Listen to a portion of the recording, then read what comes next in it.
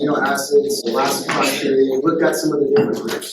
The amine group, the carboxylic acid, this is what we say is an amino acid. The carbonyl, when we started talking about the use of our alkyl helices and beta-pleated sheets to get the formation of that hydrogen bond with the carbonyl, as well as with that, the H off of that amine group. This R group. What is the significance of that protein? Yes. That's how you know what amino acid it is, because it's like the one that's in the amino acids. Yeah, so this R group is what gives it its chemical identity. It's going to determine the chemical properties of it. There are different ways to categorize these amino acids, whether it's polar, whether it's a non-polar amino acid. You also have amino acids that are positively charged.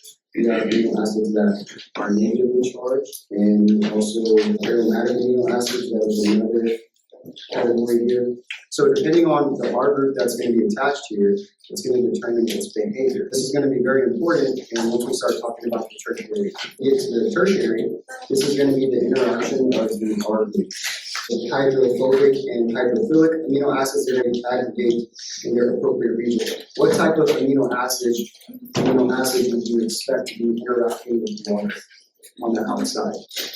Hydrophilic, right? It likes water. The non-polar amino acids, they would be hydrophobic. They're trying to avoid water, so they would be tucked in. This is going to determine the orientation of it. The types of bonds that help form the globular proteins is intramolecular, not intermolecular. For instance, we talk about hydrogen bonds, and amino acid is serine or tyrosine. Tyrosine is an amino acid that has an OH, and serine just has a couple CH2 bonds here. But you got that OH attached to it, and so we can get the formation of these hydrogen bonds. And you also have our salt bridge. This is where we have positively and negatively charged amino acid forming the bond there. And then disulfide, and this is cysteine, that's the amino acid. This is a cysteine bond. So arginine, cysteine, lysine, these are all examples of positively charged amino acids. You have to memorize the amino acids and so on, you got to understand these different types of bonds and why they behave in a certain way because of their bond as well. Once we talk about the quaternary structure, we're referring to when you have multiple proteins that are going to be bound together. When you have two or more of these polypeptide chains to form that complex protein. Similar concept here, hydrophobic amino acids, where they can be in the core or in the surface. The core, and then hydrophilic in the surface. Fibrous and globular proteins. Some of the differences between the two here.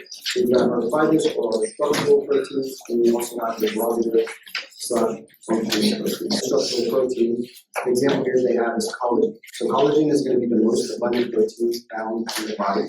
Look at it forming this kind of organ structure.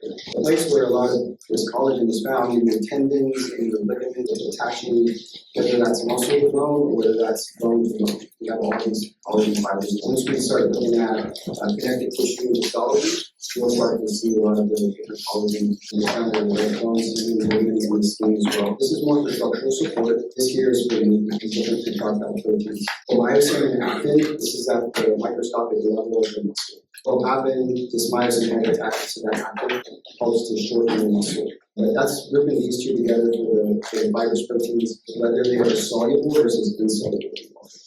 These fibrous or structural proteins, they're insoluble. The functional proteins are in water soluble. That's the problem with the globular proteins.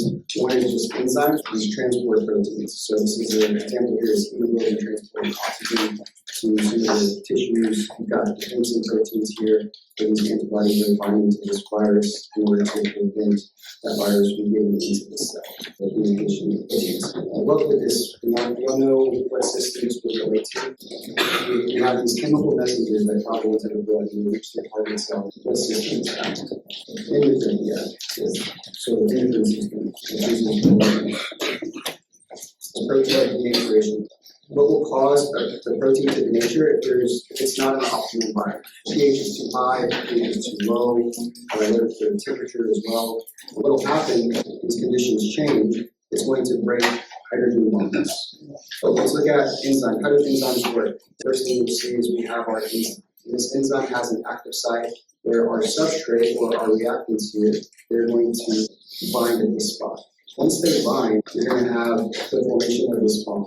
You reach this point where it's called the ES complex. What these enzymes do, they have all these amino acids that are made of proteins. They have all these amino acids that are found within their pockets. So you can see there's an amino acid here, and there's an amino acid here.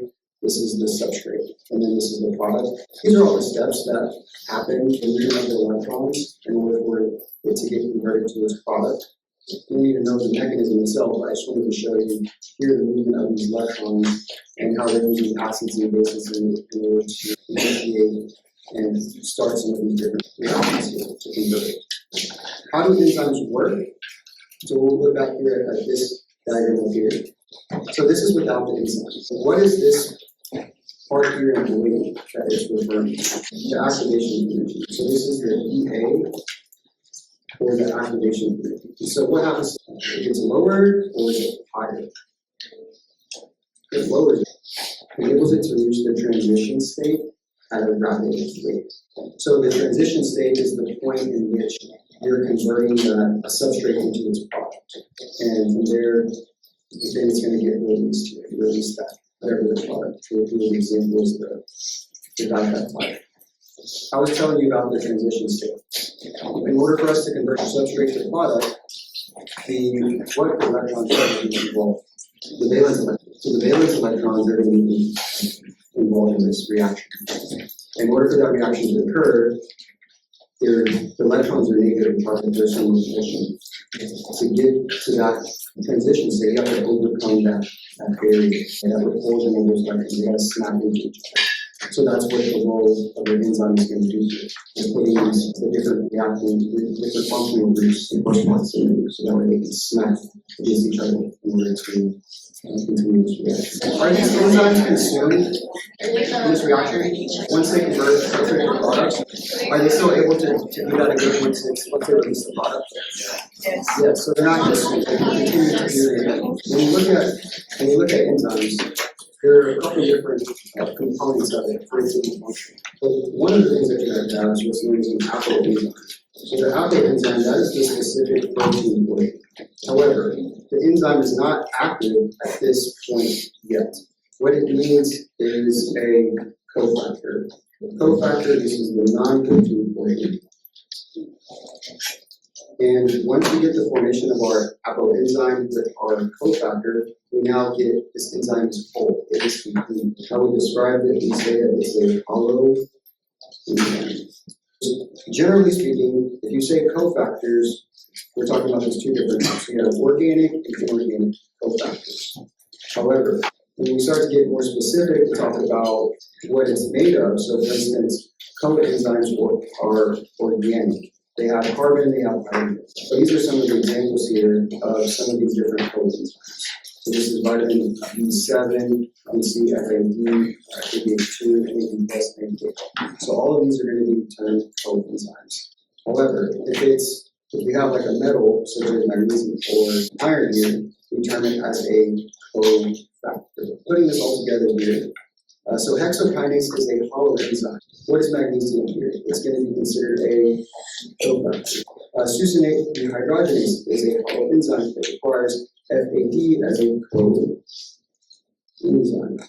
But if the cofactors are not present, what is it going to be termed? Well, one term is an apoenzyme.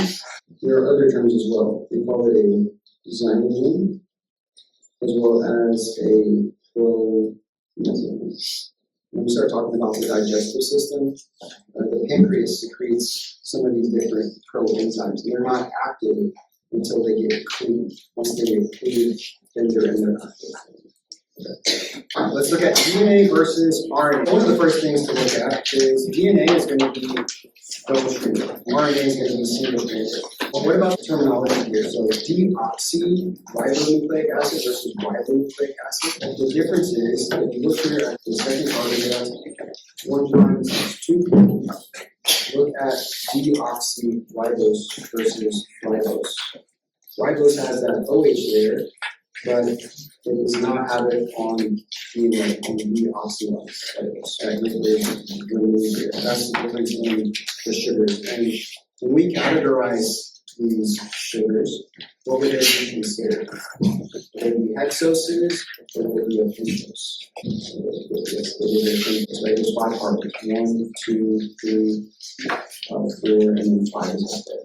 Another key difference here is which nucleotide they have. So in DNA you have thymine, and RNA you have this complementary base pairing, which is adenine, thymine, and then cytosine. Another key difference here, where they are found. DNA is found in the nucleus, and RNA is found in the cytoplasm. The structure of DNA and RNA. The nucleotides, what they're composed of. We have the hydrogen between the base, we have the pentose sugar, but you can see that pentose sugar here, and you can also see the phosphate group. You can also categorize them based off of what their structure looks like. So adenine versus guanine, these are both considered purine. One of the mnemonics I like is pure as gold. So the pyridines, it's cut to high.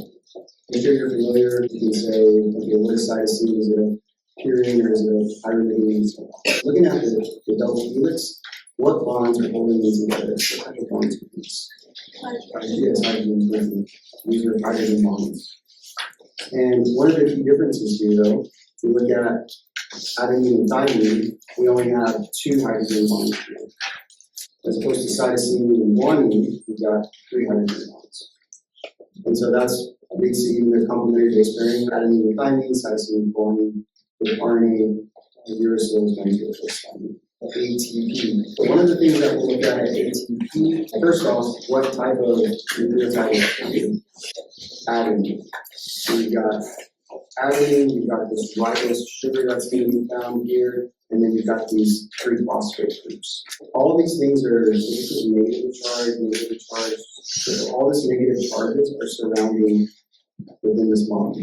So these atoms get like that, and then it's interacting with these negatively charged. No, they don't. There's a lot of there's repulsion within this bond. ATP is going to be more happy whenever we cleave it. The energy that's stored in these bonds, what type of energy is it? We looked at the 4 types of energy. Generally speaking, it has potential, not kinetic energy, but also it has energy stored in bonds. There's chemical energy that's stored here in these bonds. We have a high amount of potential energy, and this is due to the repulsion. So it's going to be more stable. It's going to be happy once we use that terminal phosphate bond. The adenine, ribose, and then we also have one of these phosphates. It's going to be turned adenosine monophosphate. If we have these 2 groups and then 2 phosphates, it's turned ATP. Adenosine diphosphate, and then all 3 of them is ATP. There's cellular processes require ATP. So one, that's what's here at the top. We've got transport. Sodium potassium pump uses ATP in order to pump it out of the cell because there's a higher concentration of sodium on the outside. And so that's something we'll look at a little bit later on. You got to use ATP in order to for those muscle contractions to occur. And we'll look at that mechanism specifically as we get to muscular system. And the last thing here, this is clinical. Cell definition and then cell theory. So all of these things are included within the cell theory. One is that the cell is a small unit of life. All organisms are made from 1 or more cells, and cells have specific functions. Let's take a look at cells having different functions. The sperm cell. One of the distinct features here is the flagella. This enables that sperm cell to swim. What concept does that fall into? Because it has this long tail, it enables it to move. It has a bunch of these different microtubules in order for movement. So it's the principle of complementarity. Structure follows function. Looking at this nerve cell, it has all of these different microtubules within this long axon. So that enables the movement of these neurotransmitters to the terminal ends of the neuron. So now, another principle of complementarity is not for 5. So these little parts that are coming out here, those are what's known as the pseudopods. So when there's bacteria around, these pseudopods will move, and then they'll trap that bacteria, and then undergo a process known as phagocytosis. They break down that bacteria. The last part of it is cells only arise from other cells. Looking at the difference between mitosis versus meiosis, What is the product of mitosis? Yes, they're two identical haploid or diploid cells. Diploid cells. How many chromosomes does a diploid cell have? 46. 2 N is equal to 23. 2 times 23 is equal to 46. Now, for meiosis, what is the product? So 4 haploid, genetically different cells here. Why is it haploid? Because meiosis occurs only in what types of cells? Gametes. The sperm and the egg, they both have 23 chromosomes. Whenever fertilization occurs, in the formation of a zygote, it goes from those 2 haploid cells to form a diploid cell, get 46 chromosomes. The 3 main parts of the human cell, you've got the plasma membrane. So the plasma membrane, what is it made of? How would you do? What's a good way to describe it based off of its composition? Phospholipid bilayer. And when I say selective permeability, what does that mean? Selective means that what substances come in. We have to keep those things in check. The cytoplasm has all these different organelles, and they all have their specific functions. In mitochondria, it's the production of the AT. At the left yard, it has all those ribosomes that are going to synthesize all the proteins. So you take in the transcripts and the formation of proteins. So they all have their specific functions. Depending on the type of cell that it is going to determine which organelles are going to be more prominent than others. So for instance, your liver cells have lots of peroxisomes, and it helps to metabolize. How do you think about macrophages?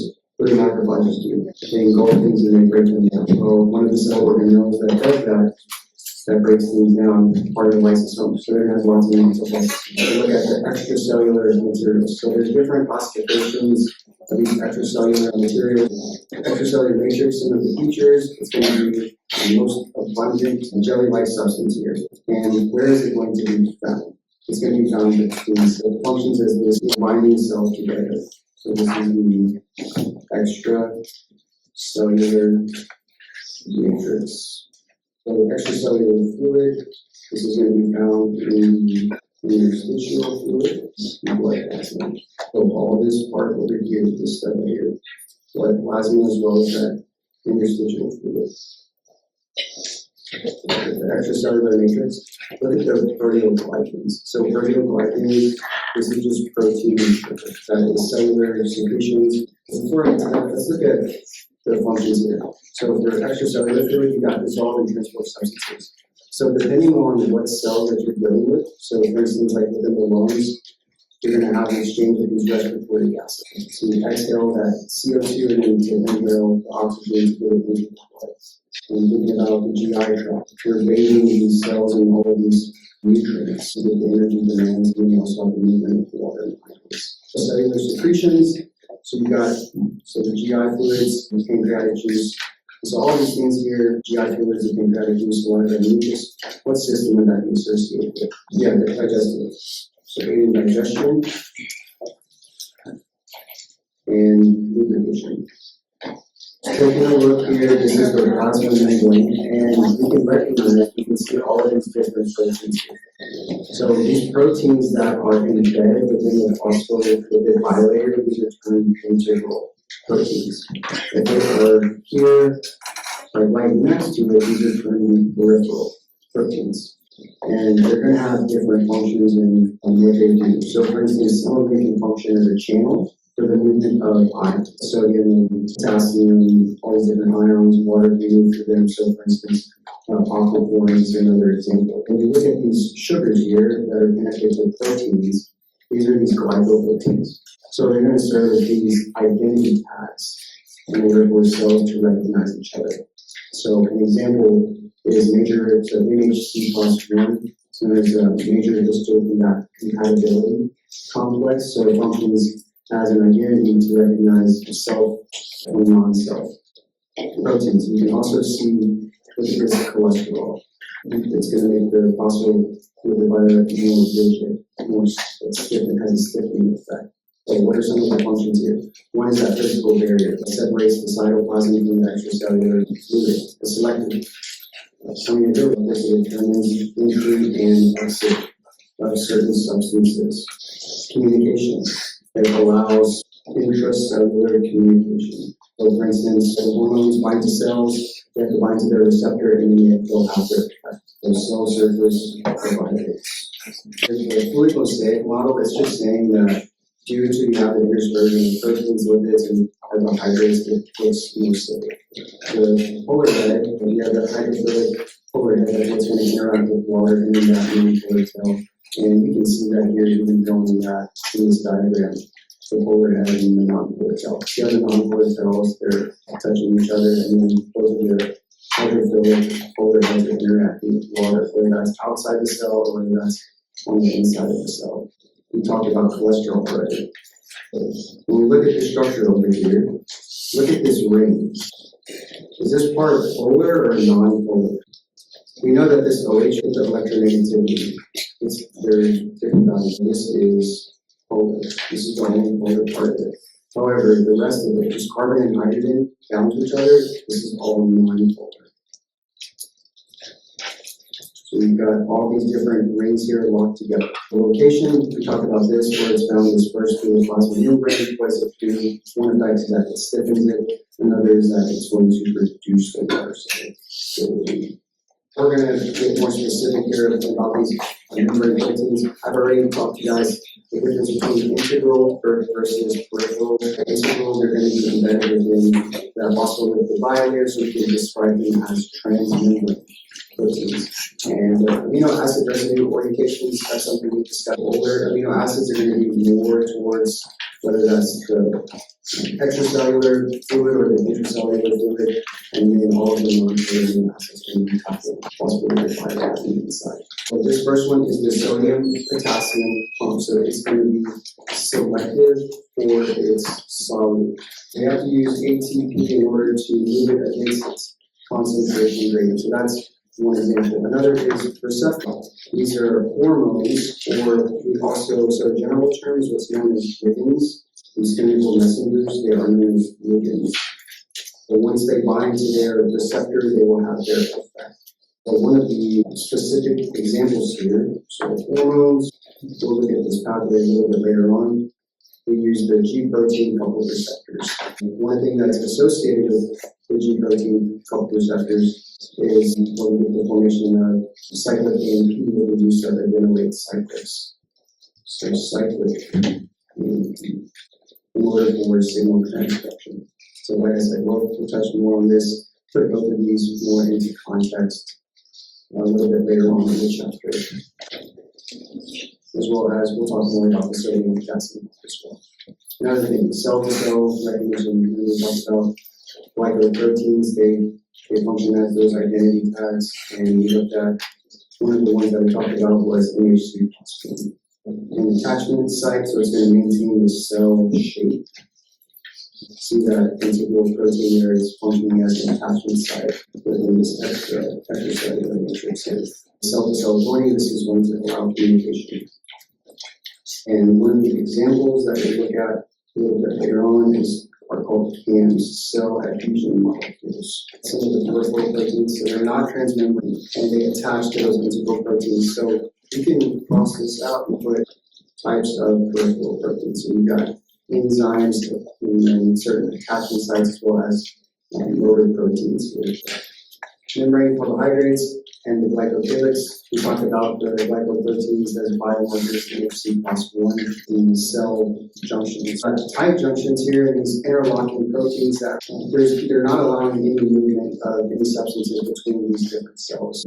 These desmosomes here that are providing this anchoring junction with all of these different proteins. The gap junctions. And so you have these connexons, which are going to allow the movement of ions between these different cells. Within the heart, you've got the movement of all of these different ions in order to transmit that electrical signal within the cardiac myocytes. And so they turn the interrelated disc, that's the region where you can find some of these different channels. The tight junctions, one of the big things is that it is thinly permeable. So nothing can pass through there. It prevents these molecules from passing through. When we look at desmosomes, These are these anchoring junctions. So some of the proteins involved, cadherins as well as keratin. For the gap junctions, they are communicators. It's a communicator. We can let things pass between cells. So it allows passage of ions.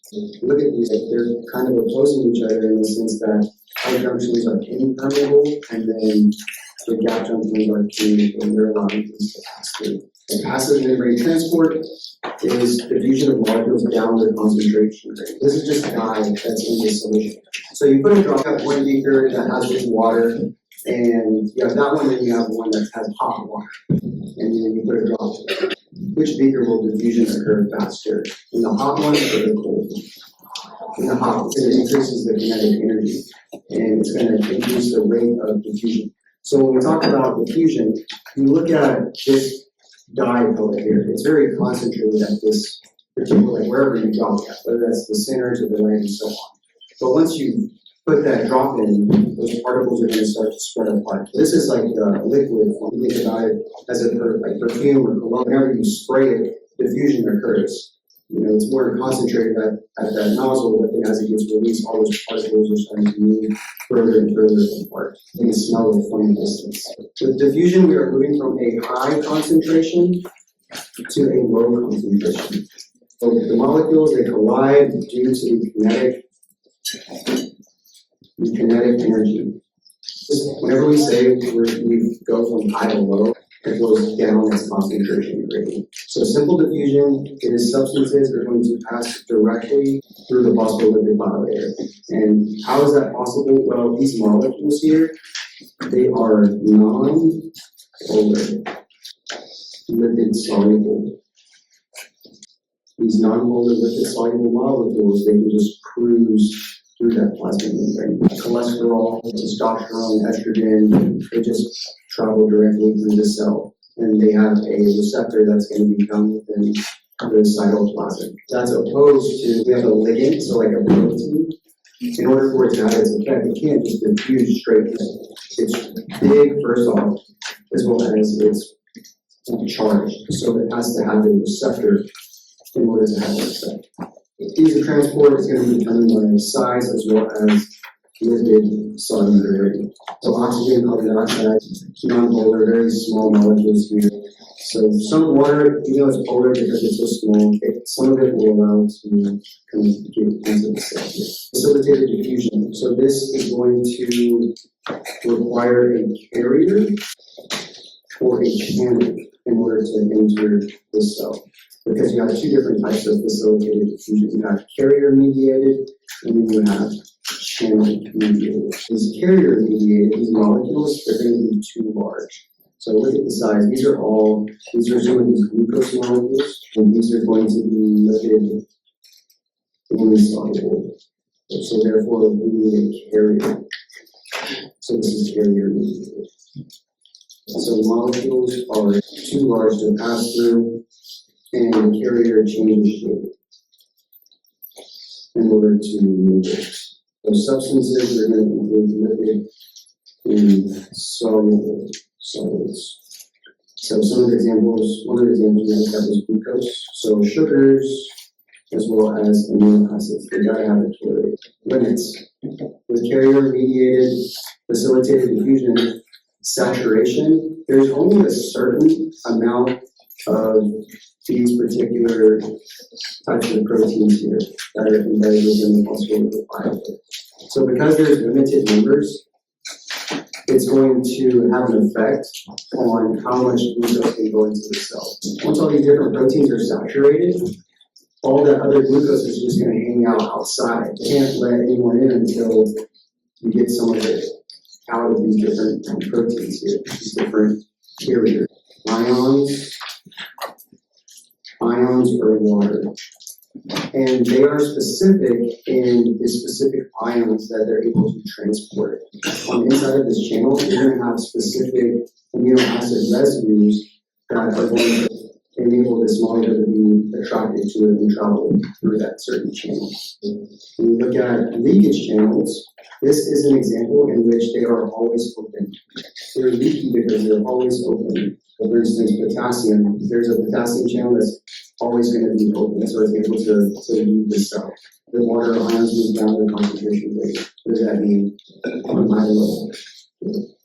Here with osmosis is what's known as these aquaporins here. Some water molecules are able to pass through just because of their small size. You can see this sample here. We're showing one of them going through. But with aquaporins, we can transport water at a much faster rate because it's specific for water for it to pass through. And so this is used in osmosis. So osmosis is diffusion of water through a semi-permeable membrane. And aquaporins, they are going to diffuse more rapidly. So the location of where these guys are going to be one of these aquaporins is in red blood cells, as well as our kidney tubules. So the kidneys play a vital role in regulating how much water, how much solids that are in the body. So, for instance, whenever we are dehydrated, whenever we are overhydrated, that's going to determine how much water we retain and how much water that we exclude. Okay. So, movement of water based on membrane permeability. So, we're looking at two different situations here. In this situation, this membrane is freely permeable, meaning that ions as well as water can travel in this direction as well as in this direction. So we have, whenever we have these molecules added, water, see how there's less solid here on this side, and then there's more solid on this side? What will happen is these molecules, there's more of them on this side, so they'll go down the concentration gradient in order for it to equal out. And then water is going to get in equilibrium as well. Okay, here on this situation here, so the solid and the water, they're able to move in either direction, and they have the same osmolarity. So osmolarity is the number of particles, of solid particles, over the liters of how much of that fluid that you have. So if you have a higher osmolality, that indicates that it's going to be more concentrated. So like this side has more of the glucose, more of the sugar molecules than it does on this side. Now, when we get to this side, only permeable to water, if water is the only thing that can move, we've got a different situation here. Because you have a higher concentration, there's higher osmolarity on this side, that water is going to flow in that direction. This is important when we start talking about tonicity of these different red blood cells. So at equilibrium, both sides, they have the same osmolarity, but they have different volumes. Different volumes of water here on these two sides. So let's relate that to our red blood cells here. So this is an isotonic solution.